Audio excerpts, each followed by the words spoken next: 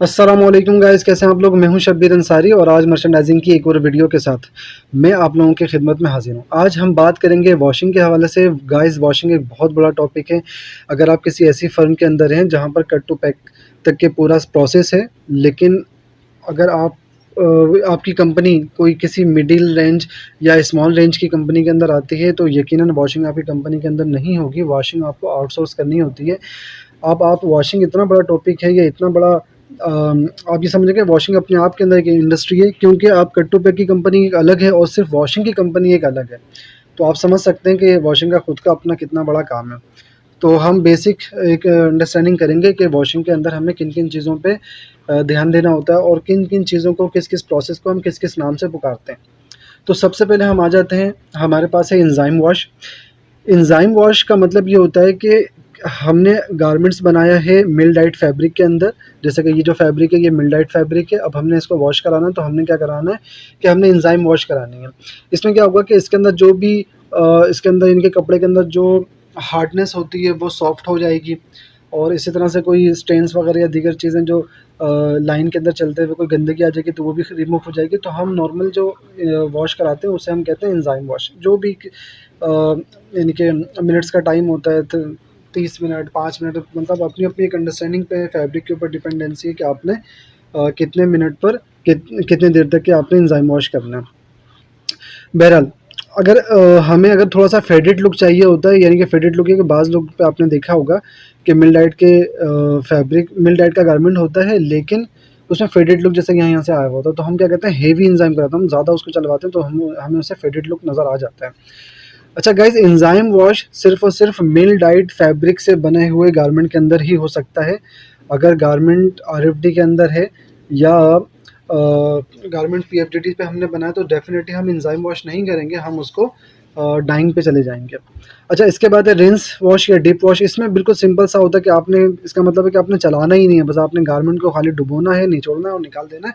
इसको हम कहते हैं रिंस वॉश वॉश या डिप वॉश। इसका मतलब अगर हम किसी को कहेंगे यार कि आप एंजाइम नहीं करना भाई, आप सिर्फ रिंस कर देना इसको वॉश, तो इसका मतलब ये है कि वो बंदा समझ जाएगा कि भाई मशीन में ज़्यादा चलाना नहीं है, बस डुबाओ और निकालो। अच्छा, लॉन्ड्री वॉश उसके बाद है। लॉन्ड्री वॉश से मुराद ये होगा कि लॉन्ड्री वॉश देखें हमारे नॉर्मली घरों पे भी होती है, हम लॉन्ड्री वॉश ही करते हैं। और बाकी एरियाज़ के अंदर भी कुछ दुकानें होती हैं जो कि हमारे कपड़े धो देते हैं, लोकल कपड़े, तो वो लॉन्ड्री वॉश ही कहलाता है। तो गाइस, सिलिकॉन वॉश जो है वो कोई अलग से वॉशिंग नहीं है, वो एक्चुअली हम एंजाइम वॉश ही कराते हैं। उसके अंदर हम सिलिकॉन का एक केमिकल होता है वो हम मिला देते हैं, जिसके अंदर कपड़े के अंदर हमारे यहाँ बहुत अच्छा उसकी हैंड फील बहुत अच्छी हो जाती है, बहुत अच्छी से चिकनाहट आ जाती है। तो इसलिए हम सिलिकॉन वॉश करते हैं इसके अंदर। इसके बाद हम चलते हैं गारमेंट डाइट के ऊपर। गारमेंट डाइट में चैप्टर क्या है गाइस, कि डाइंग हमारे पास बहुत सारी किस्म की हैं, बहुत सारे केमिकल्स हैं और दीगर चीज़ें। बहुत लंबा टॉपिक है ये भी, पूरा एक गारमेंट डाइट या डाइंग पूरा एक अलग ही बहुत बड़ा चैप्टर है। लेकिन आपने बेसिक इन्फॉर्मेशन ये लेनी है कि वो कपड़ा जो कि यानी कि हमने गारमेंट बनाया है, जो कि हमारे पास आरएफडी या पीएफजीडी पे बना है गारमेंट, यानी कि कोरे कपड़े पे बना है। आप ऐसे समझ लें कि कोरे कपड़े पे गारमेंट बना है। तो हम उस गारमेंट बनने के बाद उसको हम डाइंग कराते हैं। उस डाइंग कराने के प्रोसेस को हम कहते हैं गारमेंट डाइट। गारमेंट डाइट भी हमारे पास कई तरह की हो सकती है, जैसे कि डायरेक्ट डाइंग। अब डायरेक्ट डाइंग ये हो गया, जैसे कि हमारे एरियाज़ के अंदर आपने देखा होगा वो पतीले के अंदर जो है ना वो लेडीज़ के कपड़े वगैरह डाई करते हैं, या इस तरह से कुछ लेस वगैरह या दीगर चीज़ें डाइंग करते हैं, वो उसे हम कहते हैं डायरेक्ट डाइंग। यानी कि आपने कलर मिलाया, पानी मिलाया, उसके अंदर डाला और गर्म करके उसको निकाल दिया, ये हो गया डायरेक्ट डाइंग। रिएक्टिव डाइंग क्या है? रिएक्टिव भी एक, इसमें मतलब आप आ जाते हैं इसमें केमिकल के चैप्टर के अंदर। जैसे कि रिएक्टिव एक केमिकल का चैप्टर है, पिगमेंट एक केमिकल का चैप्टर के भी उसके अंदर पिगमेंट किया है। रिएक्टिव और पिगमेंट ये अच्छी डाइंग कहलाती हैं। इसमें ये होता है कि कलर स्ट्रेंथ जो है ना इनकी अच्छी होती है निस्बतन डायरेक्ट डाइंग वगैरह से, क्योंकि वो इतने अच्छे केमिकल्स उस पे यूज़ नहीं हुए हुए होते।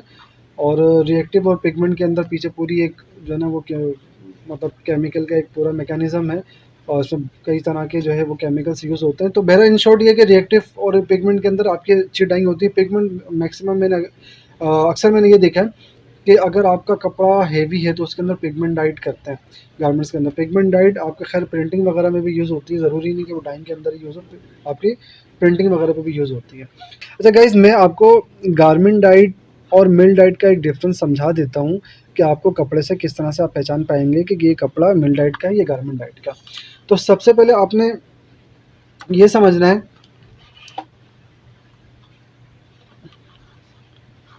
तो गाइस सबसे पहले आपने ये समझना है कि ये कपड़ा समझे कि मिल डाइट का है, और ये कपड़ा मैं कहता हूँ कि यहाँ पर जो कपड़ा है वो गारमेंट डाइट का है। मैं इसको फ्रंट पे लेकर आ जाता हूँ। ये भाई इसमें क्या क्या चैप्टर होता है कि देखिए मिल डाइट पे जब हम मिल डाइट का ना कलर स्ट्रेंथ अच्छा होता है। हम जब इसको एंजाइम कराते हैं, स्पेशली जब हम लाइट एंजाइम कराते हैं, तो उसमें फेडेड लुक नहीं आता। ये इसमें आपको स्मूथ लुक दिख रहा होगा, लेकिन इसके अंदर आपको फेडेड लुक दिख रहा होगा। देखिए यहाँ से कहीं से डार्क लाइट दिख रहा होगा। इसमें भी आपको ऐसा लग रहा होगा कि ये अनइवन सा कलर है, लेकिन इसके अंदर आपको इवन कलर लग रहा होगा। ये गारमेंट डाइट है, और ये हमने इसमें एंजाइम वॉश किया। ये मिल डाइट का के कपड़े से बना हुआ है। गारमेंट डाइट का क्या क्या मतलब है कि पहले कपड़ा आरएफडी था, हमने इसके ऊपर कलर चढ़ाया। जब हम इसके ऊपर कलर चढ़ाया तो ये इस तरह का लुक आ गया। हमें देखने से वाज़ेह तौर पे समझ में आ जाता है। बाज़ टाइम क्या होता है कि आप जो है वो गारमेंट डाइट और मिल डाइट के कपड़े में फ़र्क नहीं कर पाते हैं। जैसे कि आपके पास गारमेंट है, कोई 2 गारमेंट है, उसमें एक गारमेंट डाइट है और एक मिल डाइट से बना हुआ है, तो उसमें आप फ़र्क नहीं कर पाएँगे, क्योंकि उसके अंदर इन्होंने कलर इतना ज़बरदस्त इस्तेमाल किया हुआ था कि कहीं से फेडेड लुक आता ही नहीं है। और यहाँ पर बाज़ टाइम ऐसा होता है कि एंजाइम जो है ना अच्छा खासा उन्होंने कर दिया होता है, तो उसमें से फेडेड लुक आया हुआ होता है। तो इसका बेसिक तरीका सिंपल सा है कि आप जैसे कि ये फलाई की यहाँ पर स्टिचिंग हुई हुई ना, आप इन साइड से आप इसको, यहाँ पर कपड़ा होगा, आप इसको खोलें, इसको खींचें फलाई के कपड़े को, तो इसमें आपको ना वाइटनेस नज़र आ जाएगी। वाइटनेस नज़र आ जाएगी तो आप समझ जाएंगे कि ये गारमेंट डाइट का पीस बना हुआ है। इसी तरह से जैसे यहाँ पर बाटिक हुई हुई है, अब ये अगर मैं लाइनिंग इसको यहाँ से ऐसे खोलता हूँ, तो मुझे यहाँ पर वाइटनेस नज़र आ जाएगी, तो मुझे वाज़ेह तौर पर समझ में आ जाएगा कि ये गारमेंट डाइट का पीस है। तो आई होप गाइस कि आप लोग गारमेंट डाइट और मिल डाइट का कपड़ा आसानी से समझ जाएंगे। बहरहाल इसके बाद हम आते हैं टाई डाइंग के ऊपर। टाई डाइंग का चैप्टर ये है कि गाइस मैं आपको नेक्स्ट फोटो दिखाता हूँ जिससे आप समझ पाएंगे। जैसे टाई डाइंग ये है। टाई डाइंग के अंदर आपने कई तरह के कलर देखे होंगे, यानी कि एक ही प्रोडक्ट के अंदर कई सारे कलर लगा दिए और उसका अलग अलग डिज़ाइन कर दिया। जैसे कि अब ये पूरा एक गोल राउंड बना दिया, किसी में आप लकीरें भी बना सकते हैं।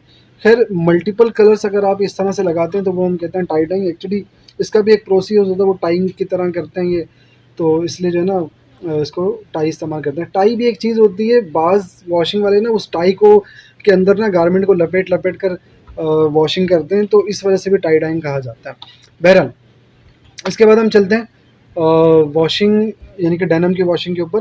डेनिम की वॉशिंग के अंदर गाइस सबसे पहले हम बात करते हैं स्टोन वॉश पे। स्टोन वॉश का मतलब ये वो होता है कि हम जब डेनिम की वॉशिंग करते हैं तो मशीनों के अंदर हम पत्थर इस्तेमाल करते हैं।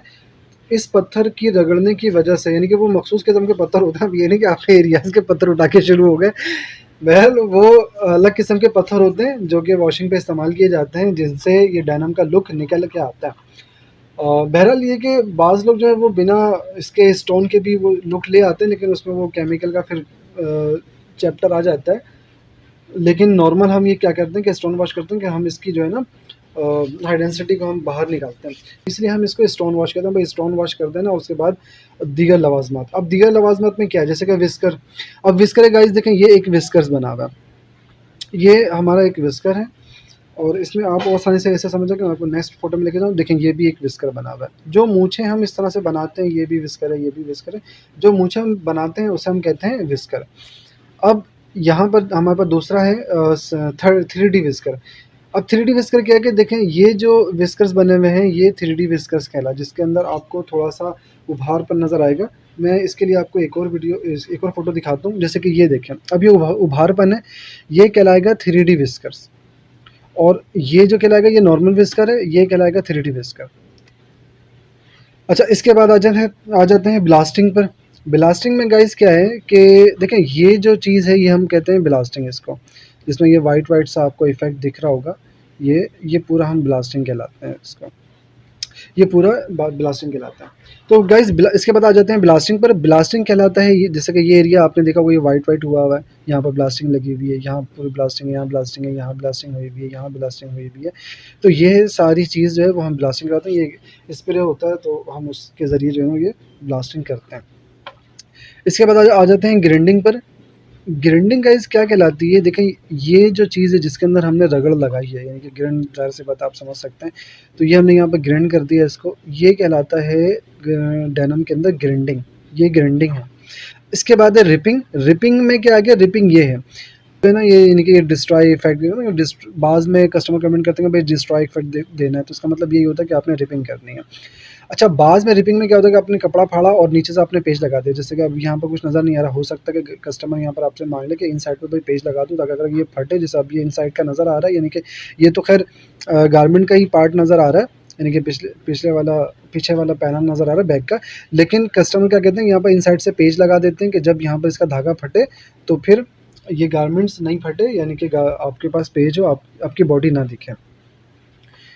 तो आई होप गाइस कि आप लोग समझ गए होंगे। बाज़ लोग ग्राइंडिंग और रिपिंग के अंदर फ़र्क नहीं समझ पाते हैं। तो रिपिंग का मतलब गाइस ये है कि जिसके अंदर हम पूरा डिस्ट्रॉय कर देते हैं, ये पूरा रिपिंग कहलाएगा। और ये जिसके अंदर सिर्फ़ और सिर्फ़ हम ये करते हैं, ये हमारी ग्राइंडिंग कहलाएगी। जैसे कि अब ये है एरिया, अब ये रिपिंग है, लेकिन ये ग्राइंडिंग है। अच्छा, इसके बाद हम चलते हैं टैगिंग पर। तो टैगिंग क्या होती है गाइस? टैगिंग ये होती है कि आपने अक्सर साइडों पर, इन जगहों पर और ये बाज़ में आपने पूरे यहाँ तक के क्या करते हैं, इनको मोड़ करके इसमें टैग टैग कर देते हैं। एक पिन अप आता है, उससे ना इसको पिन अप कर देते हैं। ये वॉशिंग के अंदर मशीन्स होती है जिसको गारमेंट्स को मोड़ कर पिन अप कर देते हैं। तो यहाँ पर आ जाता है टैगिंग, यानी कि जब वो इफ़ेक्ट, जब ये गारमेंट डालते हैं वॉशिंग पर, जब बाहर से निकालते हैं मशीनों से, जब बाहर निकालते हैं तो फिर इसके अंदर ये इफ़ेक्ट आया हुआ होता है, जिससे कि आपको ये लग रहा होगा यहाँ पर डार्क है, यहाँ पर लाइट है, इस तरह का इफ़ेक्ट। इसमें बहुत अच्छा समझ में नहीं आ रहा, लेकिन मैं आपको दूसरे फ़ोटोज़ के अंदर मैं आपको समझाता हूँ कि ये टैगिंग क्या है। अच्छा देखिए, टैगिंग जो है, ये यहाँ पर हमें एक टैगिंग नज़र आ रही है। जैसे कि अब इन्होंने यहाँ पर जब टैगिंग की थी, तो ये एरिया डार्क रह गया, बाकी एरिया लाइट हो गया। जैसे ये लाइट हो गया, डार्क हो गया, फिर ये लाइट हो गया, ये डार्क हो गया। ये टैगिंग के इस पे से ही आया है, ये टैगिंग की वजह से ही आया। अच्छा, इसके बाद है हमारे पास क्रिंकल। क्रिंकल इफ़ेक्ट क्या होता है कि क्रिंकल्स देखें, ये जो चुन्नटें बनी हुई हैं, इसको हम कहेंगे क्रिंकल्स। इन क्रिंकल 2 तरह के होते हैं। एक क्रिंकल्स ये होते हैं जैसा कि हमने ये डाल दिया। दूसरा क्रिंकल का इफ़ेक्ट क्या होता है कि देखें, ये यहाँ पर हमने ये लकीरें आपको दिख रही होंगी, ये बहुत सारी लकीरें, ये क्रिंकल्स भी कहलाती हैं ये भी। तो ये जो क्रिंकल्स है, ये आप समझे कि ये 3D टाइप की क्रिंकल्स हैं जो यहाँ पर बनी हुई हैं। ये आप ये नहीं कह समझे कि ये 3D विस्कस बना रहे थे, उसी को इन्होंने ज़्यादा कर दिया, तो ये पूरा ये यहाँ तक है, पूरा क्रिंकल इफ़ेक्ट आ गया। ये ब्लास्टिंग आ गई, ये पूरा क्रिंकल इफ़ेक्ट आ गया। और क्रिंकल जो है वो हम क्या करते हैं कि वो एक टाई होती है, उसको डाल करके वॉशिंग पे घुमाते हैं, तो इस तरह से ना फिर वो क्रिंकल इफ़ेक्ट आ जाता है। अच्छा, इसके बाद है हमारे पास पेंटिंग। अच्छा गाइस, यहाँ पर मैं एक चीज़ लिखना भूल गया, वो ये था कि रैंडम, हम बहुत से सी जगहों पे आपने सुना होगा कि रैंडम वॉश का मतलब ये होगा कि अब देखें, यहाँ पर ना एक जैसा कलर नहीं है। यहाँ पर कहीं से डार्क है, कहीं पर से लाइट है, कहीं पर से डार्क है, कहीं पर से लाइट है। यही इफ़ेक्ट कहलाता है रैंडम वॉश, यानी कि उसमें कुछ नहीं पता कि रैंडम कहीं भी कुछ भी हो सकता है। और इसी तरह का, यानी कि ये समझे रैंडम लुक भी है, रैंडम लुक है। लेकिन इस वॉशिंग को कहते हैं एसिड वॉश, क्योंकि ये थोड़ा-सा रैंडम और एसिड वॉश में ज़रा फ़र्क होता है। ये थोड़ा-सा जो सीनियर लोग समझ सकते हैं कि एसिड वॉश में ना आपको थोड़ा-सा पीलापन नज़र आएगा, पूरा जो है ना वो सही तरह से, जैसे कि ये अब एसिड वॉश हुआ हुआ। और रैंडम के अंदर जो है वो ज़रूरी नहीं कि आपको ये पीलापन नज़र आए, उसके अंदर आपको डार्क लाइट का चैप्टर नज़र आएगा।